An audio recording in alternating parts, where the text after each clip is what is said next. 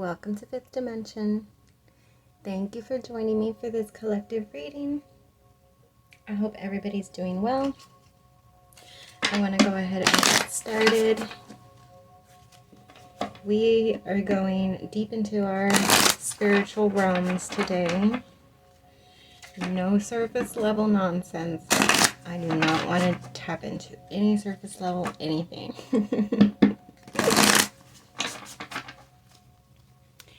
Alright, so what are the main energies for the collective? Ooh. The first one to flip was the Crow, card number 13. I love that card. Card number 40, Pachamama.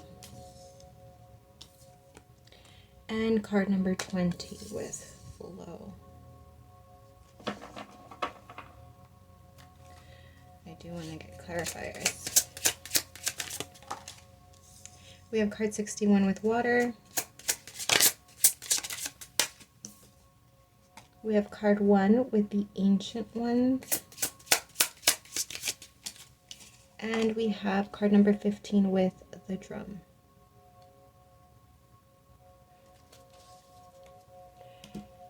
So I'm going to break it up into different messages, starting off with the first energy of flow and water. I feel that there is a rupture that needs to occur. I feel like there is something energetically in regards to your emotions that are being withheld. Is that what it is? Emotions being withheld that are so like compact. It feels very dense. It's like water being condensed so heavy that it gathers the weight of a bowling ball. And this has been a lack of a flow. It's a buildup of energy. Now, obviously, the most relevant thing to equate with the water, it would be our emotions, right? Because that's what's typically... Now, I'm thinking this is about specifically communicating certain emotions. And in some aspects, this doesn't have to be communicating it like towards others, but like maybe even just like speaking it out loud to ourselves. Like in prayer and meditation, in journals, diaries, audio, files, whatever. But there's the need to what did I say the word? Rupture. I see her hands and how she's allowing the water to just be free flow, right? Water needs to move in the state that it needs to move, and in some places that's chaotic, and that chaos is absolutely welcomed. Is what I'm getting. You're being asked to welcome chaos when it comes to allowing that energy to flow, which can be a bit chaotic, but at the same time there's a beauty in allowing it to expand in the direction that it needs to. Water is not meant to be tamed, right? And we humans, we tend to create canals and dams and all sorts of interesting ways to get water to do and flow in areas that we need it to flow for us as for our livelihood, right? But in essence, it's like taking away from the essence of the water. It's, I don't know if you've ever heard that,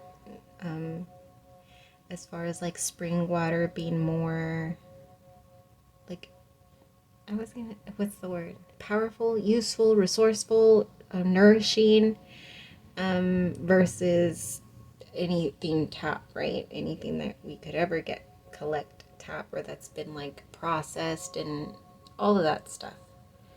And I feel like that's sort of what you've done when it comes to emotions. I feel like perhaps you've like dug it into canals, like, no, you're allowed to flow, but in this way, in a very organized flow where I can monitor the activity, something like that. There is a need to rupture that, to just allow it to flow where it needs to. And like I said, this may be as far as like communicating it, like I know it probably gives you anxiety to hear me say that, because I feel like there's something in your energy as far as like needing to control it, like feeling like if you allow it to just free flow, like that could be very chaotic and disastrous, dangerous almost, you know. But I'm just here to deliver a message. What you choose to do is for you. But that was the main message I'm getting off of that. Next message with the crow and the ancient ones. This feels like so much wisdom that flows through you, within you, around you. A very like interconnectedness with you and nature specifically in all aspects. So like with animals, with plants, with other humans, right? Understanding humans and being able to like observe and understand. The crow right now, like his little like glossed out eye sort of was giving me like a blindedness for a second, like I didn't see his pupil, and so that was sort of like giving me like he sees, right? Because if this were blurred out, there's still the illumination and the understanding that the crow has a higher perspective, right? And so being able to look past is sort of what I'm getting. Look past things that you've experienced with other human beings, because there's this just like real like deep understanding of where their behaviors or actions, although those actions may have affected you in many ways, like there's this deep understanding in the behaviors that you experienced. And I'm getting compassion, an enormous amount of compassion that you've been able to offer people within your life because of that. It may not, like, I feel like I heard the word gift. Now I always like am iffy with that word, because I feel like I always say this in my readings, that I feel like everybody has the ability. It's just a matter of just like which muscles you choose to, you know what I mean? Like everything has to start from somewhere, and everybody starts somewhere when it comes to that. And it's just a matter of like really working those muscles and all of that. But now in this aspect, I'm getting that it's something that was just very natural to you. Automatic. It's automatic. That's all.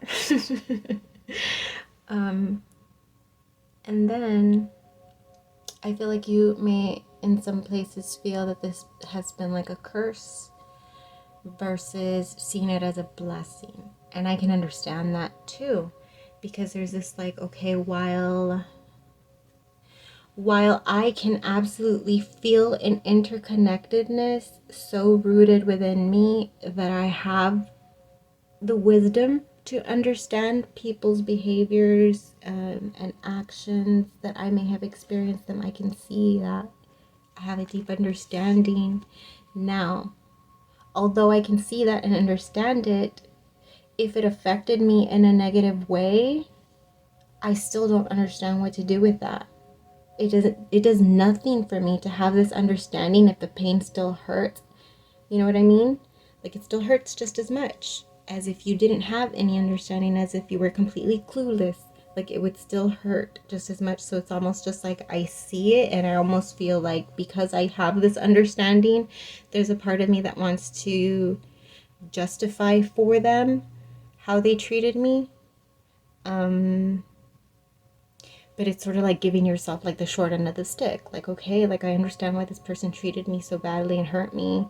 They were unintentional in doing so, and I see that all of their wounds caused them to behave in a set of ways that hurt me.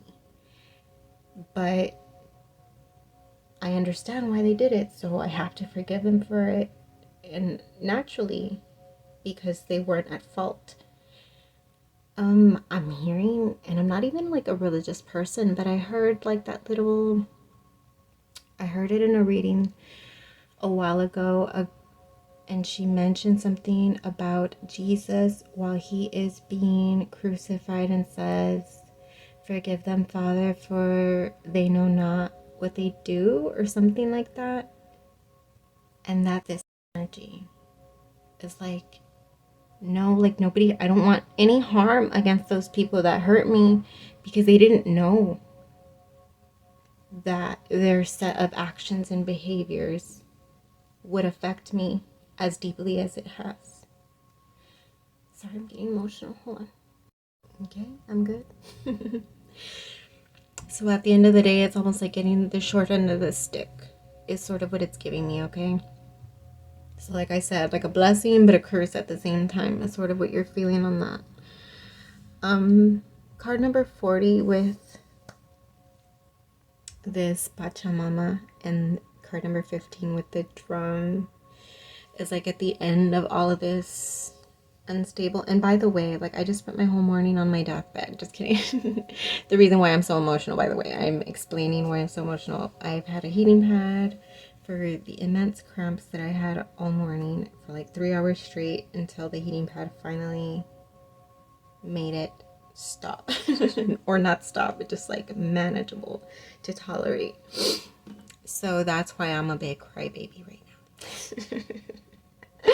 But anyways, the Pachamama and the drum at the end is just like, oh, beautiful mommy energy. She is the universal energy of all of everything in nature, and surrounding with the drum is like the heartbeat of the universe. And it's just like what I felt from this energy was just like the newborn baby laying on the mother's breast, and just hearing, listening to, feeling against their little baby body the heartbeat of their mother, and feeling safe within that because it's what they experienced. It was their life source while they were in the womb, throughout the entire time, having the mother's heartbeat as a focal point as they are growing and developing and becoming aware of themselves, right? Becoming aware that they exist. And then after being birthed, like feeling so separate from that, feeling so unsafe and detached from that, but still being connected. Like I said, the baby being on the mother's chest and feeling the heartbeat, still being there. I feel like this is like wanting to come through as like the motherly energy of whatever it is that you believe in, and just like nature itself in all aspects of what nature can be defined as, right?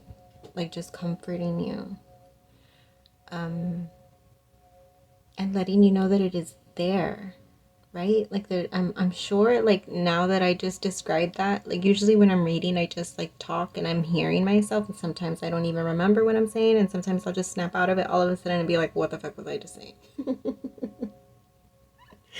And that's sort of what I'm feeling like this. Like I've never put myself there in the place of what a child, a baby experiences, and I just put myself there. I just experienced it, and it just felt so scary and cold.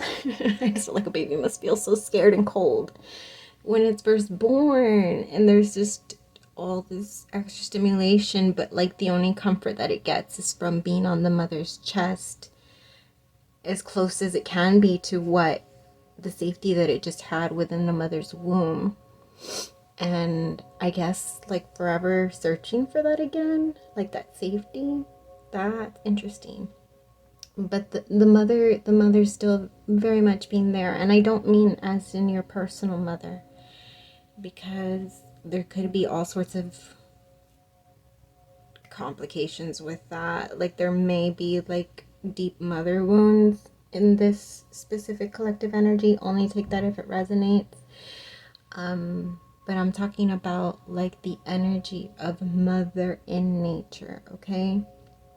The energy of everything that tends to and nurtures and provides a sense of safety and warmth, life-giving energy, okay? Whatever energy in all of nature that's available to you, is making itself available to you. So the message strongly coming through to understand that and to embrace it, to be in a receptive mode, to embrace it. And this made, I'm getting a flashlight too. Oh, it was a crow, actually. Now that I'm thinking about it. I had a flash too the other day when I was at the Family Dollar with Haley. Like we stopped there, and so like I'm getting off and there's like these posts off the side of the parking space, because it's like an L of parking spaces, because it's a corner store. And so there's these posts, I guess, to keep people from. So then there's this crow, and I'm like walking to get to the door of the store, and there's this crow, and he's like there, and he just like looks at me, and I just look at him, and then he like starts flapping, and I just like stop, because I'm just like, where is he going? Because he's just like flapping but not taking off, and then he moves to the other post. So I keep walking, and he keeps doing that, and then I just stop and I look at him. I'm just like, hi, like, what are you doing, sir? Are you gonna say something, or what's happening right now? And then he finally just took off. But it was so funny because he was very obviously trying to get my attention, but I was just like trying to walk in the store. And I just thought that was funny, because I just said to like be in the receptive mode, because that energy can make itself known to you in many ways, right? Like butterflies, I'm getting, for some of you that may be a thing, like just like insects and birds and trees even, that may like all of a sudden like a gust of wind and the tree like extra leans over with its branch towards you, you know, in the wind. Like just be aware of all of that, okay? It's the energy making itself known to you. That is very deeply interconnected with you, like I said, with all of this, yeah, connection that you have to nature. This was a cute reading. I think I'm gonna close it off there. I was all over the place, but still very together. Just kidding. I don't know what I'm saying. I'm just gonna drink my coffee, which I'm not supposed to be drinking because of my cramps, but then I'm gonna go lie down. So hopefully you gained something from this reading. Oh, something wanted to flip. I'm just going to read it. Card 22, Dragonfly Spirit, Truth Transcends Illusion. Let me get 3 cards of guidance. Oh, there's 2. Let me get 1 more, please. Thank you. Look. Card number 17, the Crow Spirit. What a little cutie. A cutie and a cutie coming out to say hi. Actually, 13 and 17 are numbers that I see often. 1s and 3s, 1s and 7s. So I'm going to take this as a sign for me that they say hi. The crows say hi. Then we have card 31, Groundhog Spirit, time to let go. Remember, that's this energy right here. There's an energy of like really constricting and over controlling the flow of whatever, needing to just allow it. Remember rapture or puncture or something, that was the word I said earlier. And then card 66, White Raven Spirit, trust in the magic, because things can be very magical if you think about it. Yeah. Until we vibe again, loves.